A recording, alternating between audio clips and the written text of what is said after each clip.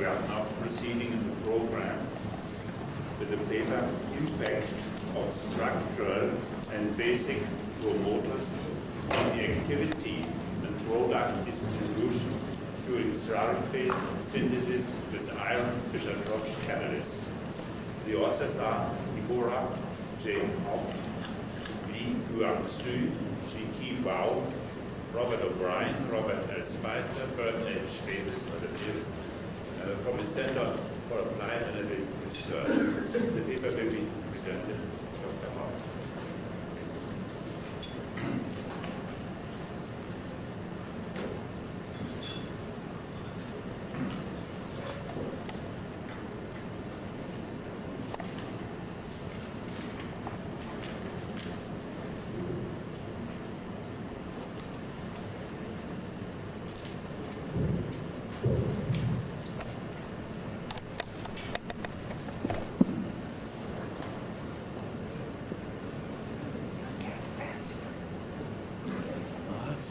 The topic of Fischer-Tropsch catalyst I'm going to be talking to you about this morning is the impact of structural and basic promoters.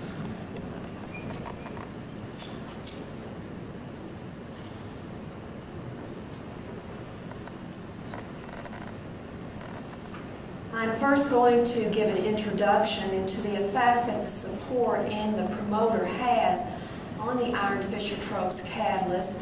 And then I will talk about the Fischer-Tropsch water-gas shift, which is a secondary reaction to the hydrocarbon synthesis based upon carbon monoxide and hydrogen. This Fischer-Tropsch water-gas shift reaction plays an important role in the production of hydrocarbons. I then will show some typical data that we have generated from over 100 runs in our continuous stir slurry tank reactors. I will show that we have found that the silica support has a greater impact on the activity of the iron Fischer-Tropsch catalyst than the alumina support. I also will show the effect that the potassium promoter has on each of these two supports, alumina and silica.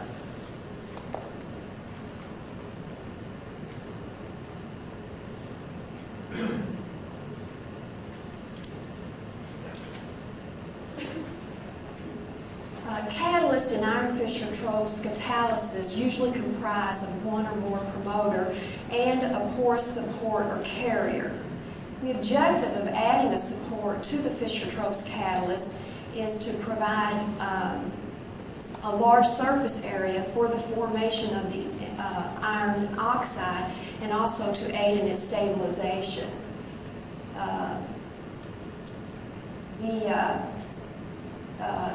process is thought to occur between strong support and metal interactions. Typical supports that are used in iron Fischer-Tropsch catalyst are alumina and silica, and these are acidic compared to the basic promoters that are used, such as potassium. Now, when you have a typical support such as silica, and it is combined with a basic promoter such as potassium, you get the formation of potassium silicate. This can then reduce the effect that the potassium promoter has on the iron catalyst. Therefore, we need to find the appropriate amount of support and promoter that is needed to obtain the maximum activity and selectivity in these iron Fischer-Tropsch catalysts.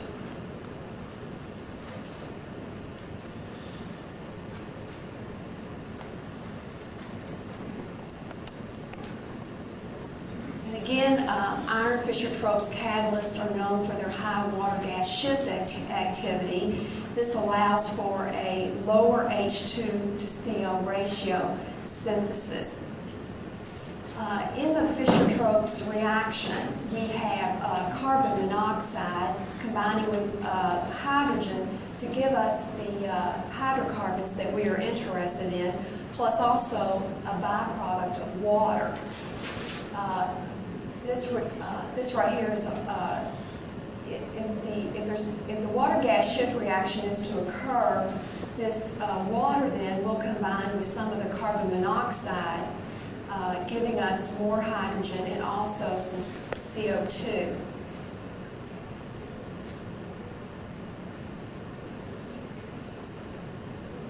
Now, we can monitor this water-gas shift reaction by taking a look at our hydrogen conversion and also the equilibrium constant, K apparent.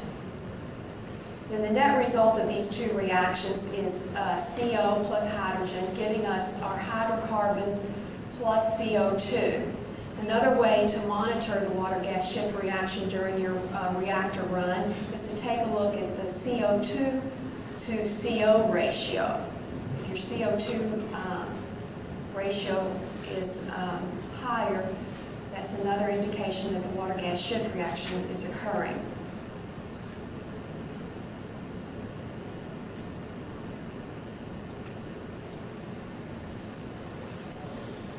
Now, the operating conditions that are specified in our DOE contract are based upon the work of Cobell and his Rhine-Prussian demonstration plant in Germany during the World War II period. Our H2 to CO ratio in the feed is about 0.7. Our synthesis temperature is 270 degrees centigrade with a pressure of 12 bar. And our single gas flow rate is 3.4 normal liters per hour gram of iron. Our goal is to achieve a 90% CO conversion along with 178 grams of hydrocarbon per normal cubic meter of flow.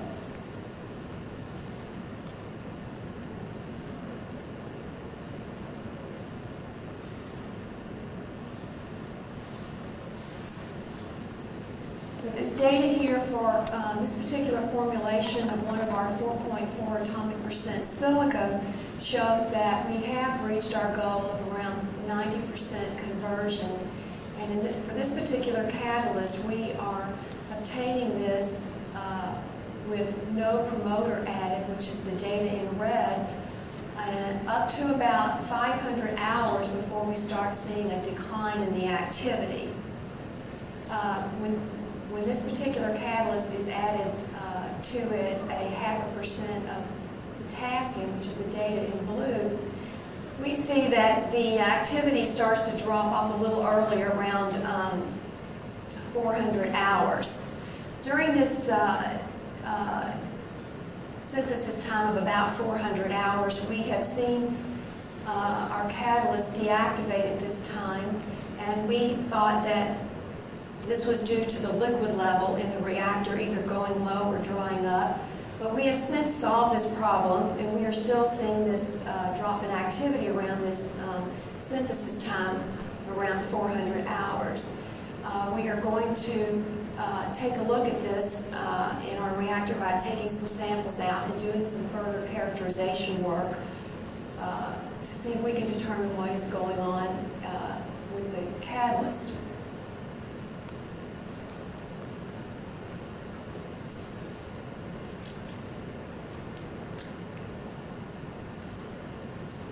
If we take a closer look at the conversion with this particular catalyst, with where the top graph has no promoter and the second graph is the promoting catalyst, we see a difference in the hydrogen conversion, which is the data in blue.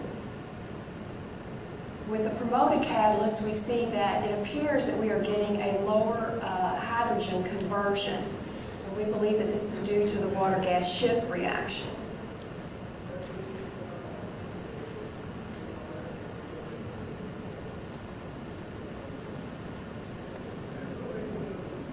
Take a look at the equilibrium constant for the water-gas shift reaction.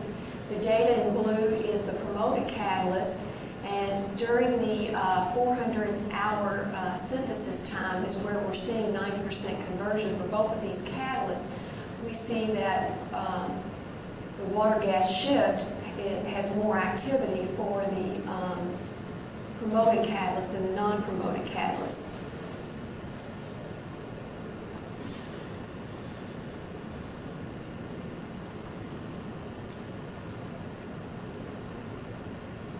take a look at the CO2 to CO ratio, the data in blue again is the promoted catalyst, and we can see that again during this synthesis time where we're seeing our 90% conversion, the promoted catalyst is showing a slightly higher CO2 to CO ratio than the unpromoted catalyst.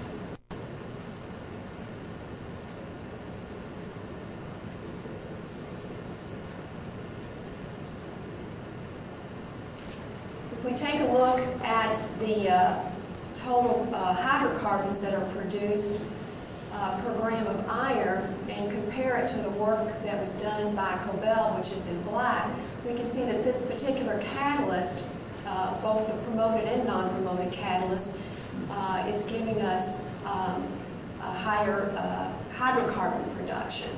But again, and on this particular graph, the data in blue is the non-promoted catalyst. We are seeing a higher hydrocarbon production for our unpromoted catalyst than we are for the promoted catalyst. And we believe that this is due to the high water gas shift reaction that's occurring in our promoted catalyst.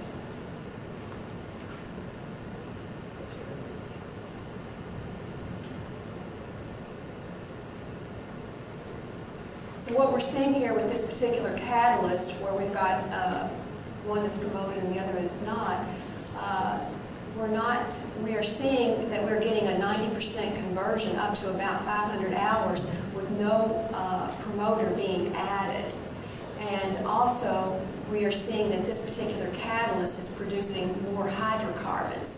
And we believe that this is due to the water gas shift reaction occurring in the promoted catalyst. What we need to do is try to lower the CO2 production that is occurring in the promoted catalyst.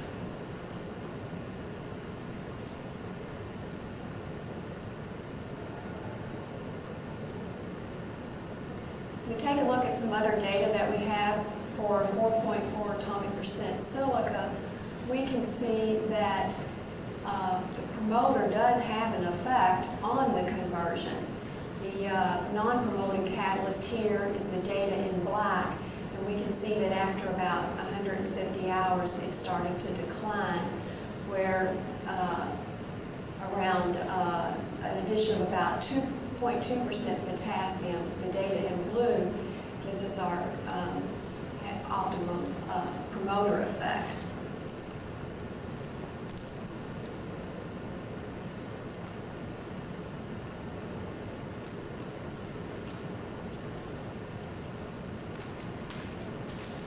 We increase the silica content to about 5.0 atomic percent. We again see that the data in black, which is the non-promoted catalyst, we see that the promoter does have an effect on the activity, and that the 1% seems to be the maximum promoter in this particular catalyst.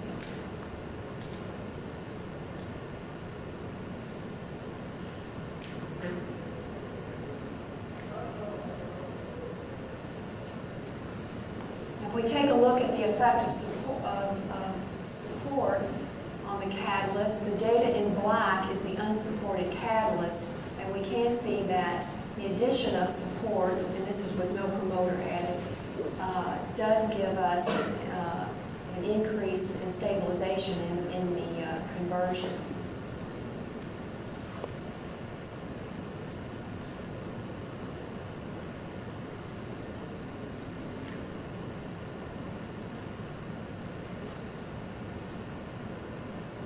Again, if we take a look at increasing the silica content, we see that there is a decrease in conversion as you go to higher silica content, but the significance here in increasing the silica support is not as great as the aluminum, which I'll be showing you later.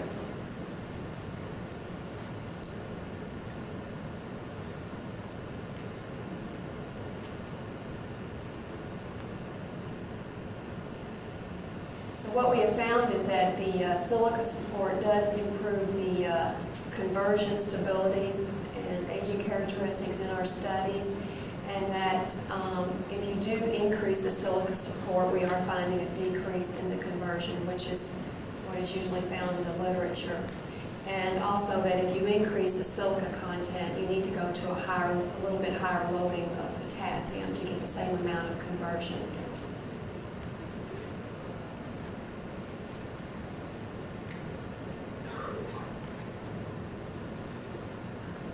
Now, if we take a look at our data with alumina at 4.4 atomic percent, again, the data in the green is with no promoter, and we can see the effect in the conversion of adding the promoter. The promoter seems to be the best, which is between around 0.3% and 0.5% potassium.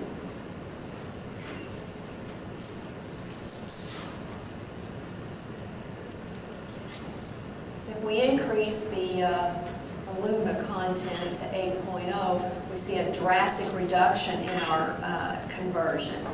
We're only obtaining a maximum of about 60%, and it appears that the maximum promoter is around 0.5%, and that a further increase in any potassium is decreasing the conversion.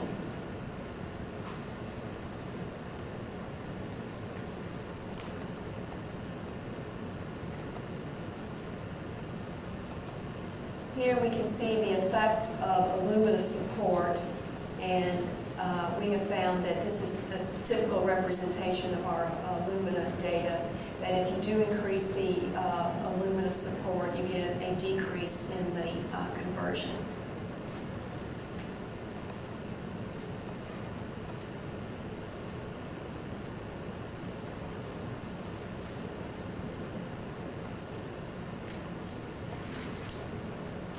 Now, the alumina support did not give us the conversion that the silica gave us, but we did see a greater production of alcohols with this support.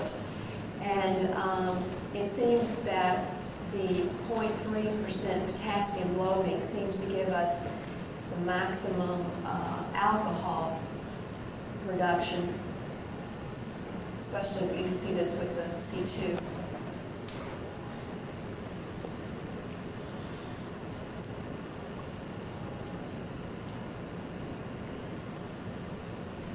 You can take a look at this with the effect of alcohol on the support and the alumina, which is in blue here. We show that the alumina support gives a greater production for the alcohol than the silica.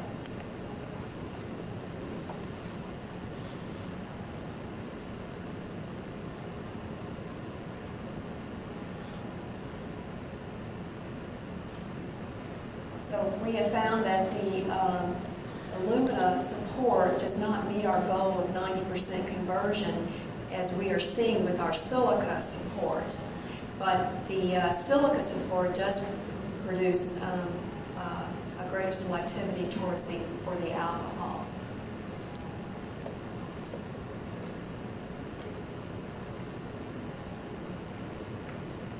And I'd like to acknowledge the Department of Energy for this work, contract number DEAC2290PC900049, and also the Commonwealth of Kentucky.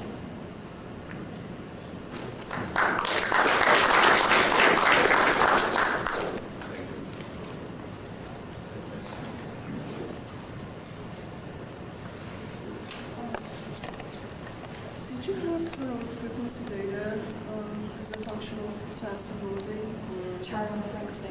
No. Didn't hear the question. terminal frequency information? No.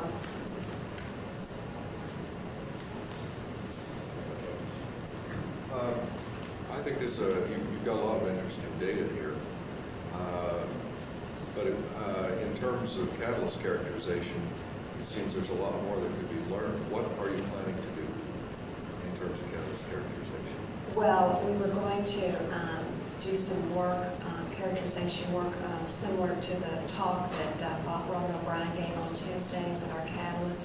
We need to take a look in more detail at some of our, we need to sample our catalyst, and I believe that he's already, if you attended that talk, we talked about our characterizations. Mossbauer. Yeah, we did, yeah, Mossmeyer. And are you going to do some temperature programmed reaction experiment? I think that there's a lot that could be learned if you could do that in terms of the nature of the carbon species that may be responsible for the deactivation. Another thing, I think you have enough data that you could do some modeling to get deactivation rates and kinetics as well. And we have been doing that. I'd be happy to work with you. Okay. Any further questions? The potassium action was normally quoted to be the potassium to be a chemical promoter. Now it turns out a little more, it's more the surface coverage, but in terms of reaction steps, obviously it inhibits methane and it inhibits desorption. But I don't sort of see what the chemical promotion is, and now finally it is. Perhaps you know this from your studies.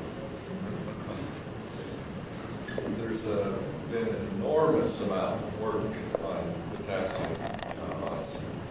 And I think that some of it suggests that you have a potassium oxide on the surface, which can, in fact, affect the metal by a electronic interaction through the lattice. That's the one picture. And that's the one picture that we have, and there's a lot of work that shows it affects the chemosorption and the dissociation of CO. CO is more strongly, and so it dissociates CO more readily. So there's just a lot we can talk about. But I think, yes, I think it's a chemical. But we obtain obviously much more now consistent data about the problem. So we can talk about it on a better basis, more scientific basis. Are there now some further questions?